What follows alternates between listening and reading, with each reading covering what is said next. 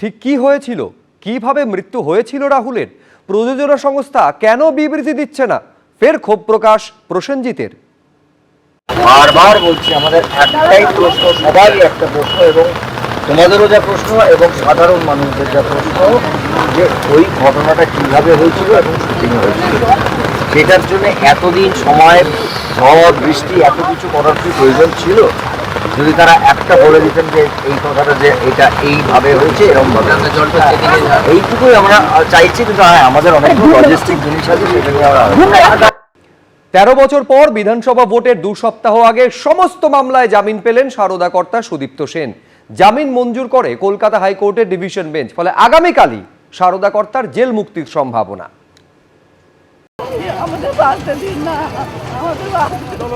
হাজার হাজার প্রতারিতের কান্না, সর্বশান্ত হয়ে যাওয়া তোলপাড় রাজ্য। নেতা মন্ত্রীদের গ্রেফতারি, উত্তাল রাজনীতি। তদন্তে রাজ্য পুলিশের পর 2 কেন্দ্রীয় এজেন্সি সিবিআই ও ইডি। তারপর হঠাৎই তদন্তের গতি ধীর হয়ে যাওয়া, নেতা মন্ত্রীদের একে একে জামিন। বারবার প্রশ্ন সিবিআই ইডির ভূমিকা নিয়ে। তদন্তের নেপথ্যে রাজনৈতিক সমীকরণ নিয়ে জল্পনা।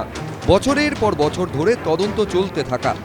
অবশেষে 13 বছর পর সব মামলায় জামিন পেয়ে জেল মুক্তি হতে চলেছে সারদা কর্ণধার সুদীপ্ত সেনের। সবকিছু ঠিক থাকলে বৃহস্পতিবার জেল থেকে ছাড়া পেতে পারেন তিনি। সবগুলোতেই সাবসিকুয়েন্টলি বেল হয়েছে, এই 2টো মামলা বাকি ছিল, সেই মামলাতে আজকে এখন বর্তমানে বেল। 2013 সালের 23 এপ্রিল কাশ্মীরের সোনমার্গের হোটেল থেকে পুলিশের জালে ধরা পড়েন সুদীপ্ত সেন। তারপর একটা দুটো নয়, পেরিয়ে গেছে 13টা বছর। 2026-এর বিধানসভা ভোটের আগেই এপ্রিলে সব মামলায় জামিন পেয়ে জেল থেকে ছাড়া পেতে চলেছেন সারদা কর্তা সুদীপ্ত সেন। সারদা কাণ্ডে সুদীপ্ত সেনের বিরুদ্ধে দেশ জুড়ে 389টি মামলা হয়, যার মধ্যে সিবিআই এর হাতে ছিল 77টি মামলার তদন্ত। 389টি মামলার মধ্যে 387টি মামলায় আগেই জামিন পেয়েছিলেন সুদীপ্ত সেন। বাকি ছিল 2013 সালে রাজ্য পুলিশের হাতে থাকা বারাসত আদালতে দায়ের হওয়া 2টি মামলা। এক যুগের বেশি সময় মামলা চলার পর বুধবার রাজ্য পুলিশের হাতে থাকা 2টি মামলাতে জামিন মঞ্জুর করে হাইকোর্ট। সুদীপ্ত সেনের জামিনের আবেদন মঞ্জুর করে বিচারপতি রাজশ্রী ভরদ্বাজ এবং বিচারপতি উদয় কুমারের ডিভিশন বেঞ্চ। সুদীপ্ত সেনের আইনজীবীদের অভিযোগ ছিল যে এই মামলায় প্রায় 1 দশক আগে একটি চার্জশিট ফাইল করা হয়, কিন্তু সেই চার্জশিট ফাইল করার পরে দেখা যায় যে সেক্ষেত্রে মামলাকারীর অর্থাৎ যিনি অভিযুক্ত রয়েছেন সেই অভিযুক্তর যে প্রাপ্য ডকুমেন্টগুলো রয়েছে সেগুলো 1 দশক পেরিয়ে গেলে তারা এখনো হাতে পাননি। এটা প্রথম মামলার ক্ষেত্রে। দ্বিতীয় মামলার ক্ষেত্রে মূল যে কেস রেকর্ড, সেই কেস রেকর্ড মিসিং বা সেই কেস রেকর্ড হারিয়ে গিয়েছে। ফলে কলকাতা হাইকোর্ট একাধিক শর্ত দিয়ে তার জামিনের আবেদন মঞ্জুর করেছে। সুদীপ্ত সেন যে মানুষগুলোর কাছ থেকে টাকা নিয়েছিল, যারা প্রতারিত হয়েছিল, সর্বশান্ত হয়েছিল, তা দিয়ে সুদীপ্ত সেনের যদি কোনো অ্যাসেট থাকতো সেটাকে বিক্রি করে মানুষকে টাকা ফেরত দেওয়া যাবে কি? এটাই আমাদের কাছে সবচেয়ে বড় প্রশ্ন। কারণ এর আগেও একটা কমিটি তৈরি হয়েছিল, টাকা ফেরত দেওয়ার ব্যবস্থা হয়েছিল, হঠাৎ সেটা বন্ধ হয়ে গেল। সুদীপ্ত সেনেদের নিয়ে এই মুহূর্তে পশ্চিমবঙ্গের মানুষজন চিন্তা করছেন। মানুষ জানে যা কিছু হয়েছে তৃণমূলের অনুমোদনে হয়েছে, অনুপ্রেরণায় হয়েছে। মানুষের আক্রোশের প্রতিফলন আপনারা ইভিএম বক্সে দেখতে পাবেন। কেউ যদি তার জামিনের আবেদন করেন এবং আদালত যদি সেটা মহামান্য কলকাতা হাইকোর্ট ডিভিশন বেঞ্চ তারা বিবেচনা করে যদি জামিন দেন, তো এটা তো আইনের বিষয়। এবার তাহলে আদালতকেও এই জামিনের আবেদন বা জামিন দেয়া, তো এগুলো তো আর পাঁজি দেখে হয় না। তো সুতরাং এটা একদম আইনের ব্যাপার, এখানে অন্য কোনো বিষয়ের কোনো সম্পর্ক নেই।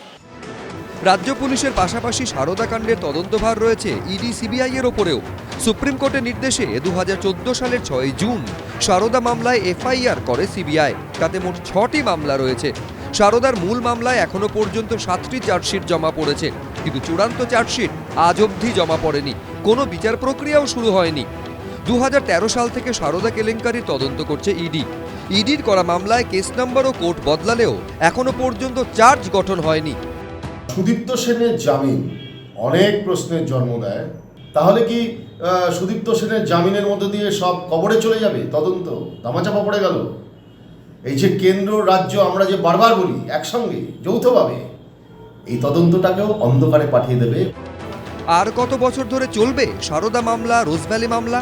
কোনো দিন কি শেষ হবে তদন্ত, নাকি সব চাপা পড়ে যাবে রাজনৈতিক সমীকরণের তলায়? সৌভিক মজুমদার, কৃষ্ণেন্দু অধিকারী, উজ্জ্বল মুখোপাধ্যায়, এবিপি আনন্দ। সুদীপ্ত সেনের জেল মুক্তির সম্ভাবনা উজ্জ্বল হতেই তা নিয়ে রাজনৈতিক চাপানুতোর শুরু হয়ে গেছে। বহরমপুর বিধানসভা কেন্দ্রের কংগ্রেস প্রার্থী অধীর রঞ্জন চৌধুরী বলছেন যে সুদীপ্ত সেন বাইরে বেরিয়ে এলে দুর্নীতির আরো অনেক দিক প্রকাশ্যে চলে আসবে। কি বলেছেন দেখব।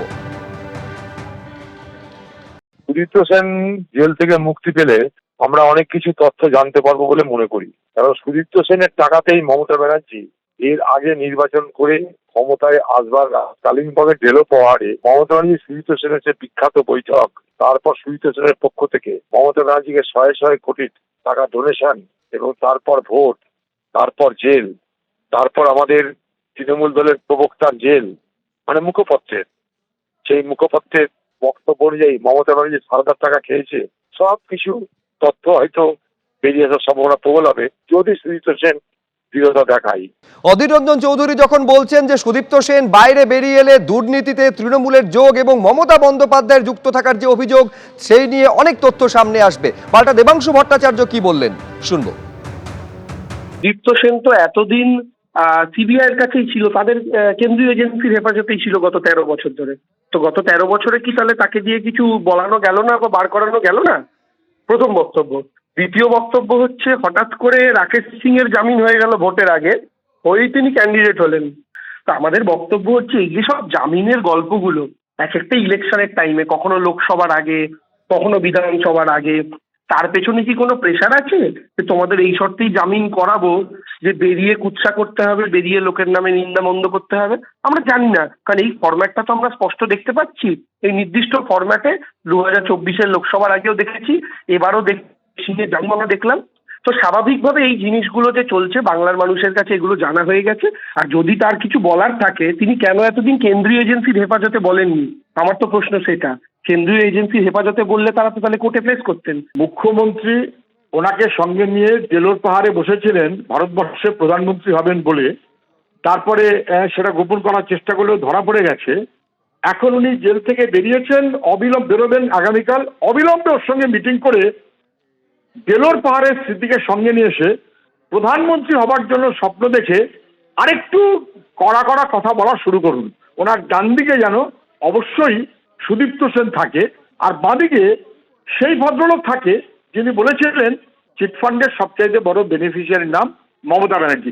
মানাবে বেশ, মাঝে মমতা, বাঁদিকে বেনিফিশিয়ারি বলা তৃণমূলের নেতা, আর ডান দিকে বেনিফিশিয়ারি করার নেতা সুদীপ্ত সেন। লক্ষ লক্ষ মানুষ বিপন্ন হয়েছে, প্রতারিত হয়েছে। সেই প্রতারক মমতা ব্যানার্জির সঙ্গে যুগলবন্দির ছবিটাই ভালো মানাবে। এবিপি আনন্দ, এগিয়ে থাকে, এগিয়ে রাখে।